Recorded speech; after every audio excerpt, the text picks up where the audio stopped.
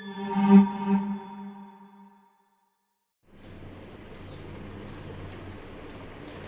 साथियों, आपका मेरे YouTube चैनल पे हार्दिक स्वागत है। आज मैं कक्षा 11 के जो महाद्वीपों और महासागरों का जो वितरण है, distribution of continent and ocean, इस टॉपिक पे मैं विस्तार से बात करूँगा। मैं इस टॉपिक पे बात करूँ उससे पहले मैं आपको इस टॉपिक के बारे में कुछ सामान्य जानकारी बता देना चाहता हूँ। आज से करोड़ों वर्षों पूर्व यदि बात की जाए तो जो पृथ्वी पर जो स्थल भाग है और जल भाग है वो अलग अलग हुआ करते थे। यानी एक ऐसा पृथ्वी का जो भाग था, ये पूरी पृथ्वी हम इसको कह सकते हैं, और इस पे एक स्थल भाग हुआ करता था, उसे पेंजिया नाम से जाना जाता था। और इस स्थल भाग के चारों ओर बात की जाए तो जलीय भाग था जल का, या हम कह सकते हैं महासागरीय भाग था। इसे पैंथालासा कहा जाता है। तो मैं आपको ये बता दूं कि जो स्थल भाग यानी पेंजिया था, उसी के आगे चल के टुकड़े हुए और उसी भाग को आगे महाद्वीपों का नाम दिया गया। और जो ये जलीय भाग था, इसके भी अलग अलग भाग हो गए, इसे महासागरों का नाम दिया गया। तो इस टॉपिक पे मैं बात करूं इससे पहले इस टॉपिक के अंतर्गत मैं सबसे पहले महाद्वीपीय विस्थापन शब्द की बात करूंगा। महाद्वीपीय विस्थापन, महाद्वीपीय विस्थापन बोले तो कॉन्टिनेंटल डिप। सबसे पहले इस टॉपिक में बात करते हैं महाद्वीपीय विस्थापन की। महाद्वीपीय विस्थापन, महाद्वीपीय विस्थापन है क्या, इस पे मैं बात करूं तो विश्व के मानचित्र को देखने से पता चलता है कि जो अटलांटिक महासागर के पूर्वी एवं पश्चिमी तटों के बीच, अटलांटिक महासागर के पूर्वी एवं पश्चिमी तटों के बीच आश्चर्यजनक समानता देखने को मिलती है। बात करें अटलांटिक महासागर की, अटलांटिक महासागर के पूर्वी एवं पश्चिमी तटों की बात कर रहा हूं, पूर्वी एवं पश्चिमी तटों की बात। पूर्वी एवं पश्चिमी तटों में मुख्य रूप से अगर बात करूं तो आपका अफ्रीका, जो अटलांटिक महासागर है उसमें अफ्रीका और यूरोप जो पूर्वी तट पर है, और पश्चिमी तट पे अमेरिका, अमेरिका बोले तो उत्तरी अमेरिका और दक्षिणी अमेरिका, और यह है आपका अटलांटिक महासागर। तो इसमें एक बहुत बड़ी समानता देखने को मिलती है, और अधिकांश वैज्ञानिक यह मानते हैं कि पूर्व में जो यूरोप है और अफ्रीका है वो एक दूसरे से जुड़े हुए थे, और इधर हम उत्तरी अमेरिका दक्षिणी अमेरिका को देखें तो अगर इनको मिलाया जाए तो ये आपस में मिल जाते हैं। यही महाद्वीपीय विस्थापन है। तो ये किस कारण से हुआ? जो महाद्वीपीय विस्थापन के कारण से हुआ। तो महाद्वीपीय विस्थापन का आप अर्थ समझ चुके होंगे। अब जो ये महाद्वीपीय विस्थापन है, ये शब्द किसने दिया, इसके बारे में किसने सर्वप्रथम बताया? तो नाम आता है महाद्वीपीय विस्थापन के बारे में। तो जो वेगनर एक वैज्ञानिक थे, वेगनर महोदय ने महाद्वीपीय विस्थापन सिद्धांत दिया। तो जो वेगनर का महाद्वीपीय विस्थापन सिद्धांत मुख्य रूप से जाना जाता है और इसी के आगे ही इस सिद्धांत का और भी अनेक रूप से संशोधन हुआ। तो कॉन्टिनेंटल जो ड्रिफ्ट थ्योरी है वो वेगनर की सबसे अधिक हम कह सकते हैं पहचान वाली है। तो प्रोफेसर अल्फ्रेड वेगनर जो थे वो एक जर्मन विद्वान थे और जिन्होंने 1912 प्रोफेसर अल्फ्रेड वेगनर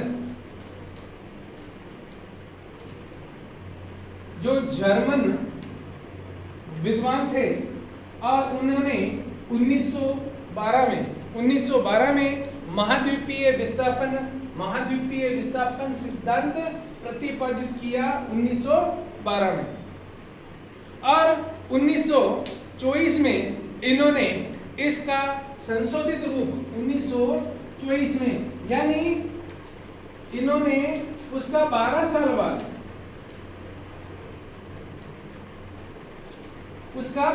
बाद उसमें संशोधन किया और 1924 में उन्होंने इसका संशोधित रूप प्रस्तुत किया। अब मैं बात करता हूं इस सिद्धांत की रूपरेखा की। इस सिद्धांत की रूपरेखा की बात करते हैं। तो सिद्धांत की रूपरेखा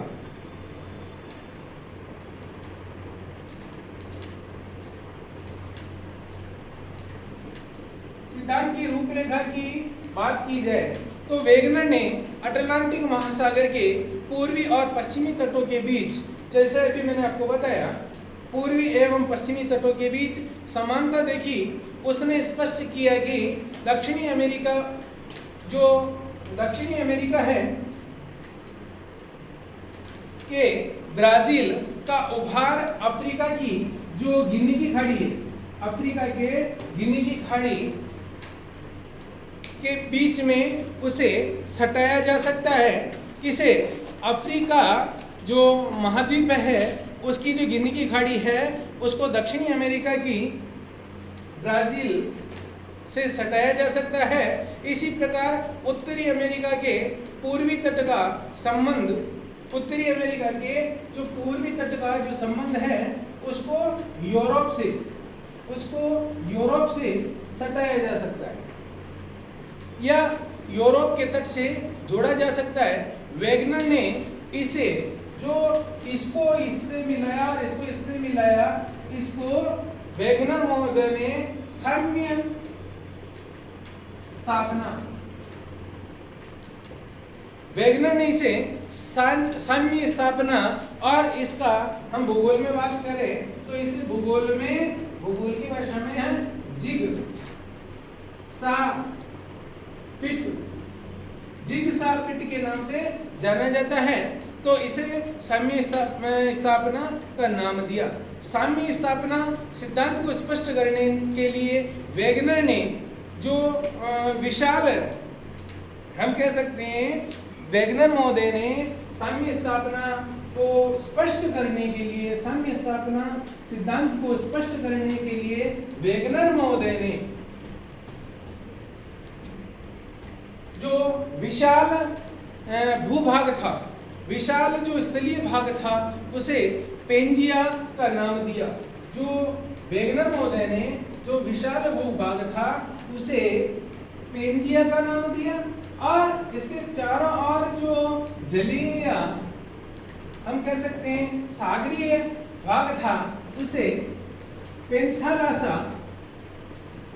का नाम दिया।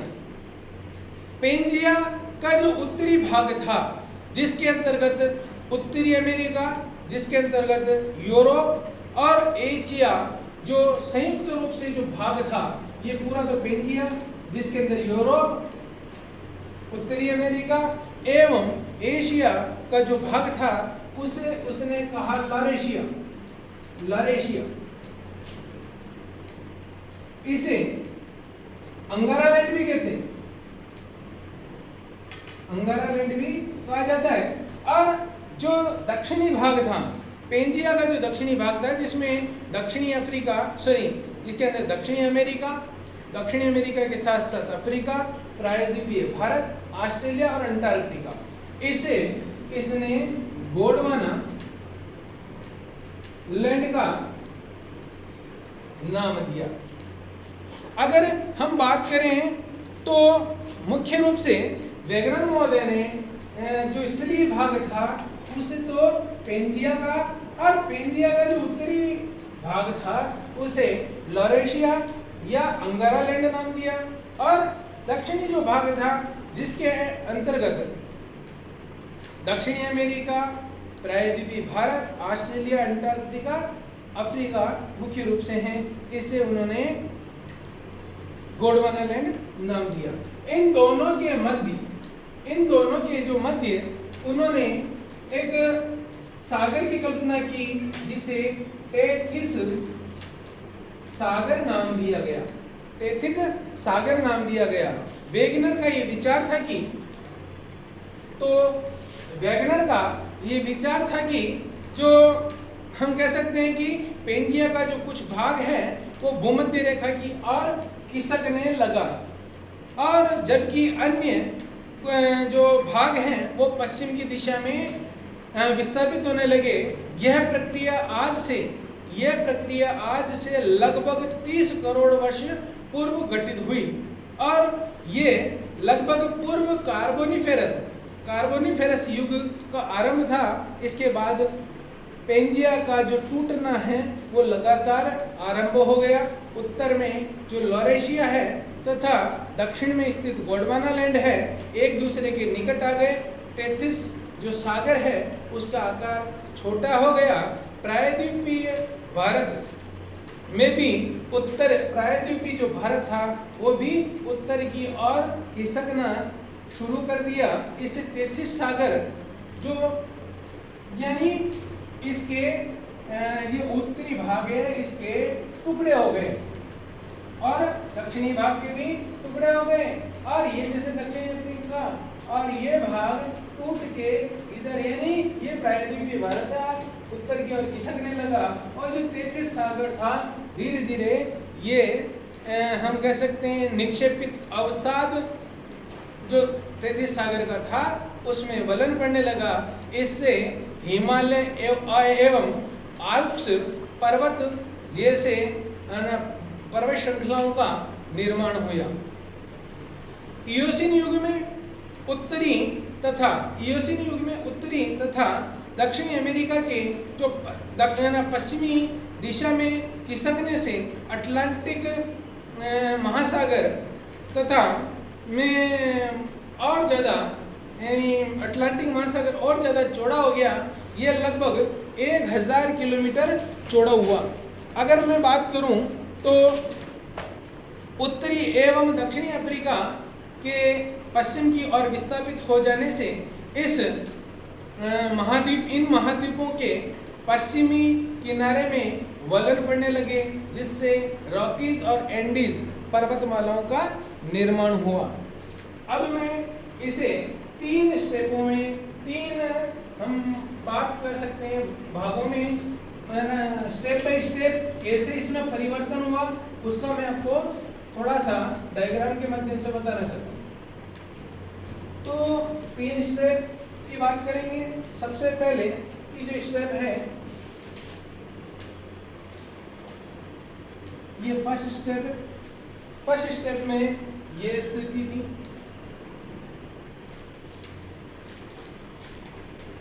पेंजिया की। ये था अंतिम कार्बोनिफेरस युग। फर्स्ट है वो है अंतिम कार्बोनिफेरस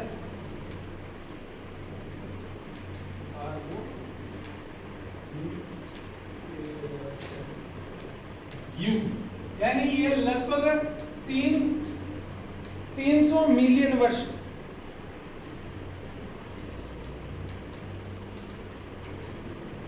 ठीक है। अब सेकेंड स्टेप की मैं बात करूं तो सेकेंड स्टेप में मुख्य रूप से इस प्रकार से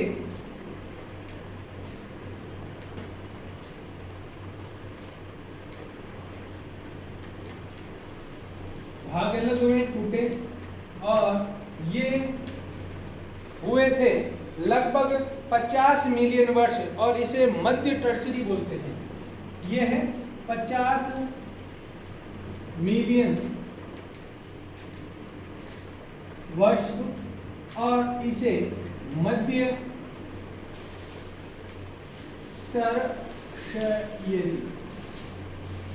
टर्सरी युग बोलते हैं, मध्य टर्सरी युग। अब मैं तीसरा जो युग की बात करूं, तीसरे स्टेप की बात करूं, तो ये मध्य क्वाटरनरी, तीसरे की बात कर रहा हूं मैं।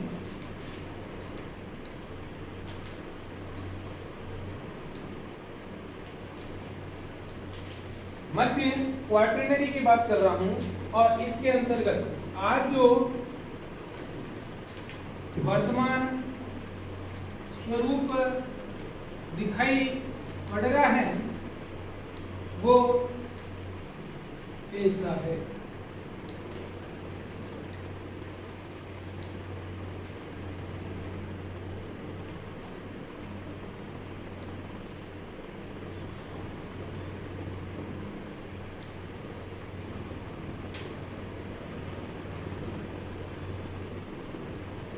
ये है मध्य क्वाटरनरी, जो लगभग 1 मिलियन वर्ष पूर्व।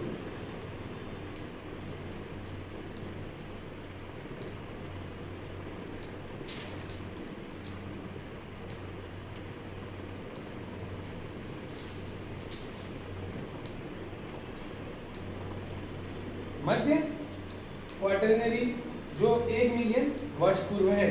तो मैंने आपको ये 3 स्टेप के अंदर इसको समझाने का प्रयास किया है।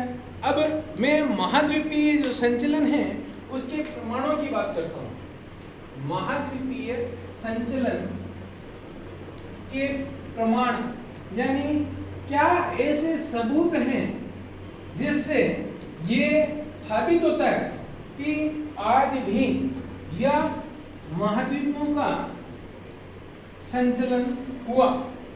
ऐसे कौन से प्रमाण हैं? तो इसके अंतर्गत हम बात करेंगे महाद्वीपीय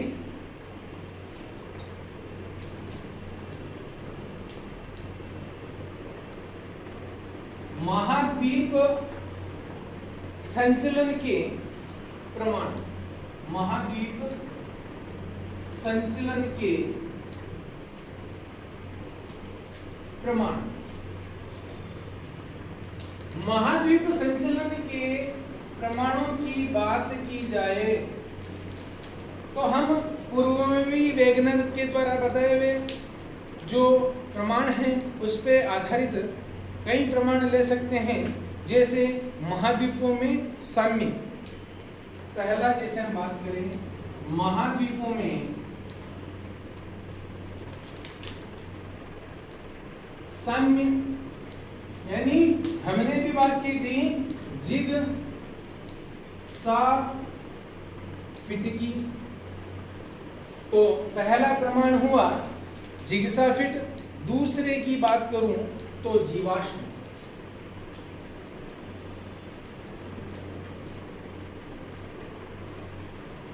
इसका हम बाद में डिटेल से बात करेंगे, मगर केवल प्रमाणों की बात कर रहे हैं हम। तो दूसरा हुआ जीवाश्म। तीसरे की बात करूं वो है भूवैज्ञानिक समरूपता या भूवैज्ञानिक समरूपता।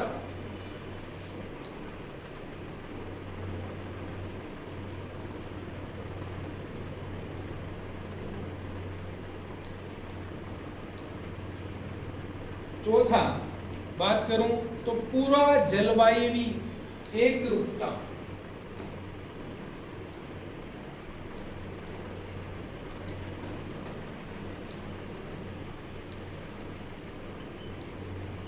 पूरा जलवायु एक रूप।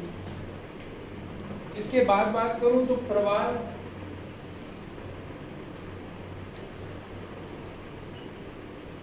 इसके बाद ध्रुवों का घूमना,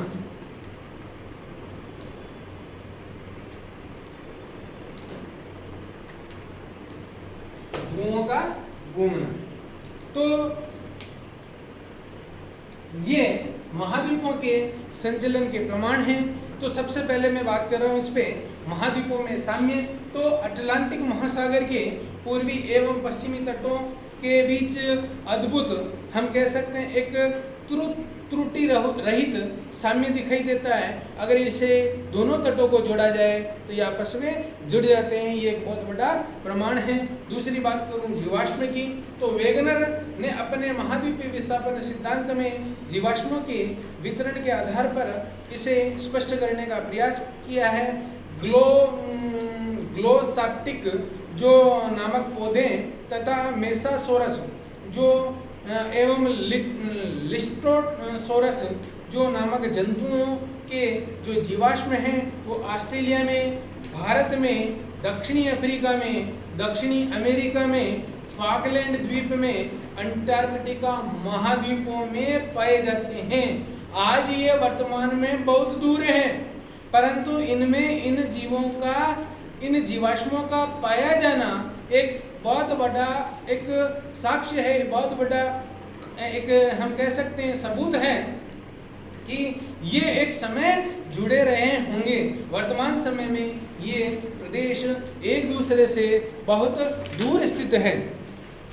अब इसके बाद मैं दूसरी बात करूं अगले टॉपिक पे भूवैज्ञानिक अनुरूपता की बात करूं या समरूपता की बात करूं तो अफ्रीका के जो घाना तट पर नदी जलोढ़ों में स्वर्ण निक्षेपों की उपस्थिति तथा उस क्षेत्र में इन निक्षेपों की उद्गम शैलों की उपस्थिति एक महत्वपूर्ण तथ्य है। लगभग 5000 किलोमीटर चौड़े अटलांटिक महासागर के पार दक्षिणी अफ्रीका में ब्राजील के वेलेंसाओ में स्वर्ण युक्त सिराओं वाली जो शैलें पाई जाती है, परंतु निकट पड़ती है तटीय पट्टी के जलोढ़ में सोने के निक्षेप नहीं हैं। इतने दूर क्षेत्रों में इतनी समानताएं महाद्वीपीय विस्थापन सिद्धांत के अनुरूप है। इससे यह स्पष्ट होता है कि दक्षिणी अमेरिका तथा अफ्रीका पेंजिया के भाग थे जो बाद में एक दूसरे से दूर चले गए। स्वर्ण निक्षेपों के को दर्शाने के लिए मैं आपको एक डायग्राम बना देता हूं जिससे ये पता चले आपको कि जो स्वर्ण निक्षेप कहां कहां इसमें पाए जाते हैं।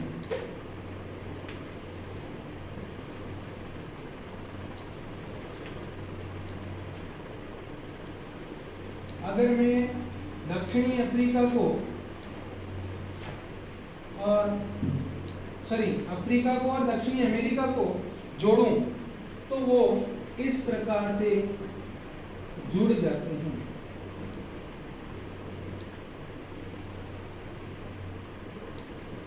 तो ये एक बहुत बड़ा वैज्ञानिक अनुरूपता एक बहुत बड़ा कारण है।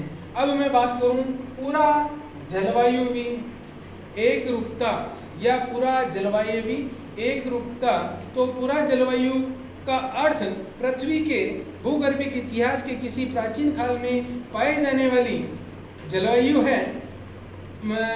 परमोकार्बनी काल में जो मोटे हम कह सकते हैं हिमानी निक्षेप मुख्य रूप से यूरुग्वे, ब्राजील, अफ्रीका, दक्षिणी जो भारत है उसमें दक्षिणी ऑस्ट्रेलिया तथा तस्मानिया में दिखाई देते हैं। इन अवसादों की जो प्रकृति है उसमें एक रूपता पाई जाती है। इससे ये सिद्ध होता है कि भूवैज्ञानिक अतीत काल में ये समस्त महाद्वीप जो एक दूसरे से जुड़े हुए थे। अब नेक्स्ट बात करूं तो वो है प्रवाल की बात कर रहा हूं।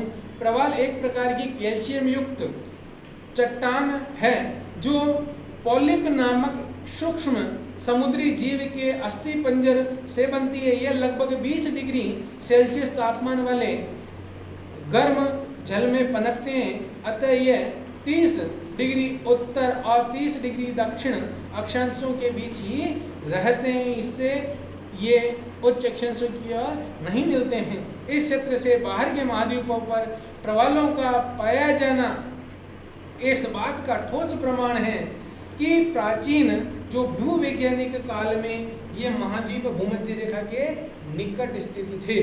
अब है नेक्स्ट और लास्ट है ध्रुवों का घूमना।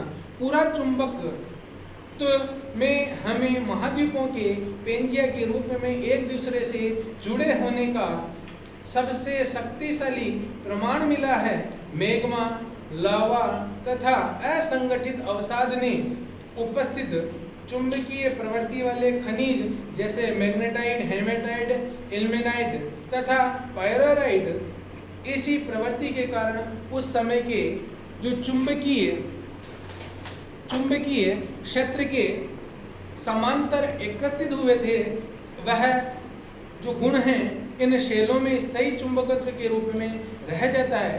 चुंबकीय ध्रुव की स्थिति में कालिक परिवर्तन होता रहता है जो शैलों में स्थायी चुंबकत्व के रूप में अभिलिखित किया जाता है। इसे ध्रुवों का घूमना कहते हैं। तो इस वीडियो के अंतर्गत मैंने आपको महाद्वीपीय विस्थापन सिद्धांत के बारे में जानकारी दी। अगले वीडियो के अंतर्गत मैं महाद्वीपीय विस्थापन या प्रवाह संबंधी जो बल है उसके बारे में बात करूंगा। तो इस वीडियो के अंतर्गत मैंने जो जानकारी दी आपको अधिक से अधिक विद्यार्थियों तक इसे शेयर करना चाहिए और इसे आप निरंतर शेयर करते रहे और ज़्यादा से ज़्यादा लाइक करें जिससे अन्य विद्यार्थियों को इसका लाभ मिल सके। अगले वीडियो में महाद्वीपीय विस्थापन या प्रवाह संबंधी बल पे बात करेंगे और अगले इस निरंतर इस सीरीज के अंतर्गत हम कॉन्टिनेंटल ड्रिफ्ट थ्योरी के बाद प्लेट विवर्तनिकी पर हम बात करेंगे। और आज तक आपने जो मेरे वीडियो देखें इसके आप नोट्स बनाते चलें और ये पूरा एक चैप्टर हमारा कंप्लीट हो जाए। धन्यवाद।